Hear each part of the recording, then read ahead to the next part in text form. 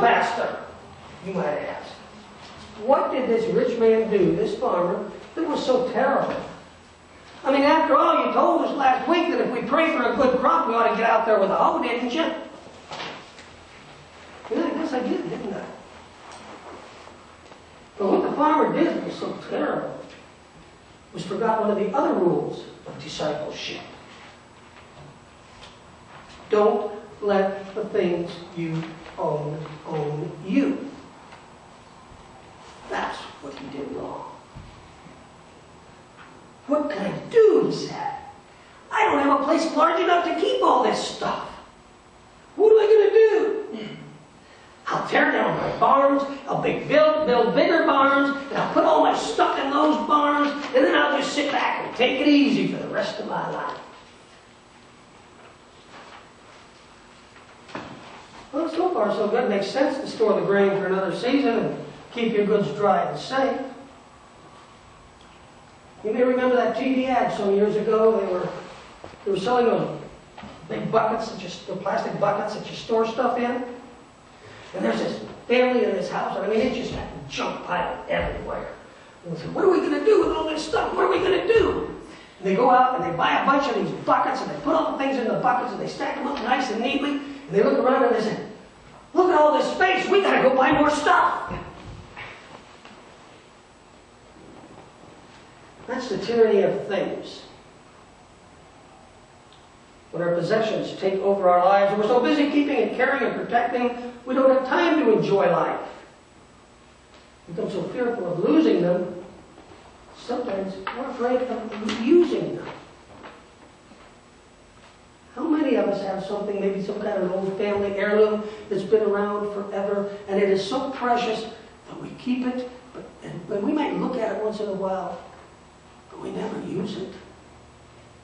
Faye has her great-grandfather's pocket watch. We have it kept in this nice little dome display case, and everybody can look at it. But if I reach in and take it out and put it in my pocket, I'm going to be in big trouble, because it might get lost or stolen. There's an article several weeks ago that I saw, some magazine or I was reading, talking about the pros and cons of investing in things like silver coins and gold bullion and that kind of thing. The article pointed out that a lot of folks invest in that stuff because they fear the disintegration of our economy. Anybody remember the millennial bug? When we turned into 2000, and the whole world was going to come to an end, and people stockpiled all kinds of things, and most of them are still stuck with that stuff. Well, the writer felt that that kind of scenario was probably pretty unlikely, but if they're right, their investments may be the only viable currency. But then it went on to discuss the cons of those investments. How do you know that what you're getting is really gold and pure gold? How do you know that you're paying a fair price? The metals have to be assayed for purity, and the coins have to be validated to prove that they are what they say they are. The investments have to be stored in a secure yet available place. The economy's going to fall apart and you have your safe deposit at the bank. How are you going to get to them if the bank's closed? Are you ready to build a safe in your own house and keep stuff there? Kind of reminded me of the story of a demon who kept watch over this huge treasure that he had buried in the basement of a house. And he was called away to another country. And they said, you're going to be there for 20 years. And so he's thinking, how am I going to keep that treasure safe? And if I just leave it there with nobody to look over it, somebody could come in and dig it up and rob it. And then he had an idea. He thought about it for a while and had an idea. And he said, I know what I'll do. And he took his treasure and he went to this old miser in the community. And he said, sir, I've admired you all my life. You're a good person, and I want you to have this treasure because I'm leaving and I don't need it anymore. All I'm going to ask, you can do anything you want with it, you can spend it, you can do whatever you want with it. All I ask is that when you die, I be named your sole heir. Of course, the miser took him up on the proposition, and The demon left for a far land, and 20 years later when he came back, the old miser was dead. He went into the house, looked around, went down the basement, dug up the treasure, and there it was. Every single penny of it. And he just kind of laughed and said, I did it. I got somebody to watch my money for 20 years and it didn't cost me a penny. Because the miser was afraid to spend it. So the farmer determined that he was going to build a safe place for his stuff. But what he says next is what's going to get him in trouble. He says, you stored up all this good stuff to last for a long time. Use it. Eat, drink, be merry. Enjoy yourself. There's two faults with the farmer's misreasoning. Like far too many folks, he figures that his good fortune is his own doing. He fails to see the hand of God or the work of his employees having contributed to his wealth. Kind of like some business people who brag, I'm a self-made man, I did it all by myself, I didn't get no help from nobody. But doesn't mention the grants and scholarships he got to get through college, the small business loan that the government gave him to help him get started, the tax rebates and things he gets to help him to keep his business going. Did it all myself, he says.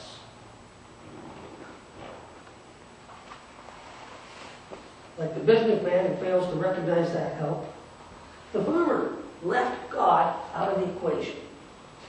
Nowhere in that story does the farmer mention God. The only time we hear God mentioned is when God tells the farmer what's coming up. He didn't even mention God, let alone thank God. That's the one thing straight. There's not a problem in the amassing of the wealth. That's not what Jesus is faulting him for. John Wesley knows the first rule of money in the Sermon on Money was earn all you can. Jesus is not anti-wealthy. Remember when the woman came in, or he was someplace with a bunch of people, this woman came in and she had the expensive bottle of perfume. It was enough to feed a lot of people, and she poured it over his head. And his disciples said, what are you doing that for? What a waste. We could have taken that money and bought lots of food for a lot of poor people. And Jesus knew what they were thinking and said, why are you bothering this woman? She's doing a beautiful thing for me. And at the crucifixion, John says, after the soldiers had nailed Jesus to the cross, he divided his clothes into 4 parts, one for each of them. But his outer garment was made from a single piece of cloth and did not have any seams. The soldiers said to each other, let's not rip it apart. We'll gamble to see who gets it. The cloak Jesus was wearing was a fine piece of clothing. That was an expensive garment. He was wearing the Brooks Brothers suit of his time. What Jesus was objecting to was not that we have property, but that we fail to realize that we only have that property in trust. Which brings us to the farmer's second misreasoning. All that we have comes from God. When God created human beings, making them to be like himself, he created them male and female, and blessed them and said, have many children so that your descendants will live all over the earth and bring it under their control. I'm putting you in charge of the fish and the birds and all the wild animals. I provided all kinds of grain and all kinds of fruit for you to eat. So as we celebrate the harvest, it's appropriate that we give thanks. And in so doing, we remember that thanksgiving is 2 words. Thanks and giving. Giving thanks and sharing the abundance. We read in Deuteronomy this morning that the Lord's giving you the land and you'll conquer it and settle down. And when you begin harvesting each of your crops, the very first things you pick must be put in a basket. Take them to the place where the Lord your God chooses to be worshipped. And tell the priest, long ago, I was wandering around there, all the story of coming out of Egypt. And then you say, now, Lord, I bring you the best of the crops you've given me. And after you say these things, place the basket in front of the Lord's altar, bow down and worship Him, and then you and your family must celebrate by eating a meal at the place of worship to thank the Lord for giving you such a good harvest. And remember to invite the Levites and foreigners who live in your town. But he goes on a little later. God says in that same chapter, actually the very next verse, he says, every year you're to give 10% of your harvest to the Lord. But every third year, this 10% must be given to the poor who live in your town, including the Levites, foreigners, orphans, and widows. That way they will have enough to eat. The harvest for which we give thanks, the food we produce and eat, is sacred. It belongs to God. The World Council of Churches has proposed what they call the 10 Commandments of Food. 1. Give thanks for the food you eat. I don't have a problem with that. I think it's important that we give thanks for the food we eat. But I suggest that when you give thanks for the food you eat, you also ask blessings on those who have produced it and prepared it and served it. Even if you're eating by yourself and you're the one who prepared it and served it to yourself, it's okay to ask for a blessing from you. But remember the people who produced it and the people who got it to your table so that you could enjoy it. Eat food grown as close as possible to where you live. Well, that makes a lot of sense. We live in a world, one of the things that really upsets me is I go to a grocery store, and here's apples grown in Hood River, Oregon, which is not that far away. They're $1.99, $2.25 a pound. Apples grown in New Zealand, the other side of the world, are $1 a pound. What is going on? That makes absolutely no sense. So even if it costs more, I'm going to buy the apples that are grown in the Hood River. Unless I can find some grown in the Rogue Valley, I'll buy those too. Strive for all people to have access to and knowledge about affordable and nutritious food. So maybe if we didn't eat those New Zealand apples, the folks in New Zealand could have apples that they could afford.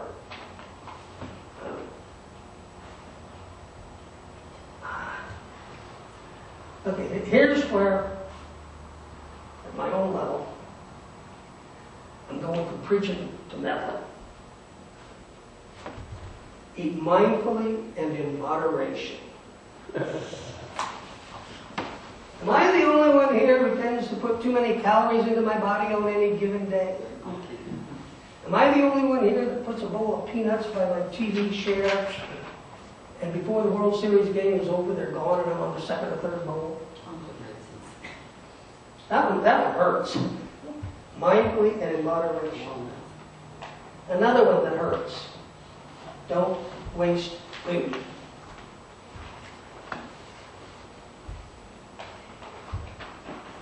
How many times do you put something in the refrigerator to eat later? When later comes, you open up it, it's got green stuff growing on it. We tend to buy more than we really need. The 18-ounce can of corn doesn't cost any more than the 12-ounce can. But if you're only going to eat 12 ounces and the other 6 is going to get thrown away, why buy it?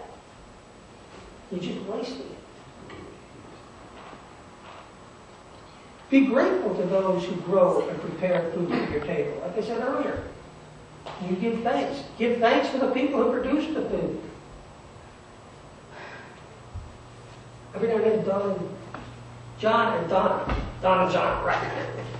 We'll bring eggs or something to share with us, and some of the rest of you do too. And when we take those home, and we're eating them, we make it a point to give thanks for whoever it was that actually, if we know who it was, we give thanks for them individually. We give thanks, Lord, for John and Donna, who provided these eggs for us.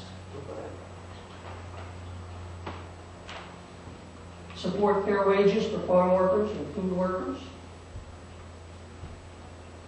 Reduce the environmental damage of land, water, and air from food production and the food system. Years ago when I was a Toastmaster, I was supposed to give a speech on to inform and to persuade people to take some action. And I turned to one of my friends in the club and I said, "What should I talk about?" And he looked at me and he said, "Butterflies and hamburgers." Took a minute, did a little research, and found out, and I don't know if it's still going on, this was 20-some years ago, but that the increased demand for ground beef in America, driven by fast food producers, was leading to people in South America cutting down the rainforests, habitat for butterflies, so that they could run beef cattle there. And they could only run the cattle for a couple of years before the ground was worn out because it wasn't being restored by the falling leaves in the rainforest. It wasn't the right kind of ground to be running cattle on in the first place. Reduce the environmental damage of land and water and air from food production. Protect biodiversity of seeds, soils, ecosystems, and the cultures of food producers. We don't think about that last one, the cultures of food producers, much. If you were born 60, 70, 80 years ago in the Midwest, there was a good chance you grew up on the farm. The farm was owned by your family and it had been owned by your family for many years. Today, that farm is probably a corporate farm owned by some big company. And instead of having your family, maybe one or two other folks working the farm, they have people who have no connection to the community who come in and do one job and leave, and the next group goes in and goes out. That is the destruction of the culture of those people. And finally, rejoice and share the sacred gift of food with all. Which is better? Sitting down with just you and maybe your wife and your kids and having a meal?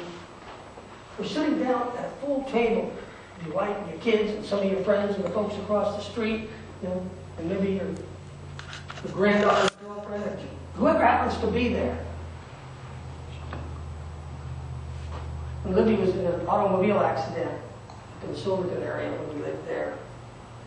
And she'd come home, and she couldn't go back to school yet. She had to stay home. And it was Sunday afternoon, and she had about 15 or 20 of her friends were all over there. They were sitting around watching movies.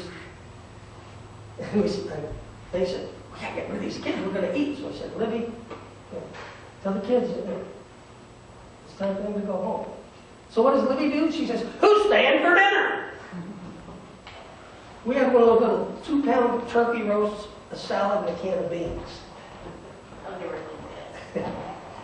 That can of beans got added too, so did the salad, and I never sliced turkey so thinly in my life. But it was a great time. It's a memory we're going to always have. Unfortunately, not everybody has that kind of memories. According to feedingamerica.org, the food insecurity rate right here in Jackson County, where we live, is between 15 and 19% of all households. Food insecurity is a term the Department of Agriculture uses to measure the lack of access at times to enough food for a happy, healthy life for all household members. And what we're saying is that on any given day, as many as 12,000 Jackson County homes may not have adequate food. I don't know about you, but I think that's disgraceful. Our state produces huge amounts amounts of beef and potatoes and green beans and onions and snap beans and sweet corn and filberts and berries and pears and plums and cherries and apples, just to name a few. And yet we have that many people going hungry. America leads the world in food production. There's nobody that produces more food than the United States of America. And yet 1 in 8 Americans, including 5 million seniors and 13 million children, face hunger every single day. This is me talking now. I can't help but wonder how much of that is due to people like the farmer in today's story. How much is due to the lack of generosity? How much is due to the I got mine way of thinking? A mentality that looks no further than a dining room table. The farmer's failure to acknowledge or be generous to God and his stinginess towards other people, costing his life. Jesus concluded the story. God said, "You fool, this very night your life is demanded of you, and the things you prepare, whose will they be?" So is it with those who store up treasures for themselves, but are not rich towards God. As we celebrate the harvest, let's celebrate with thanks and giving. Amen.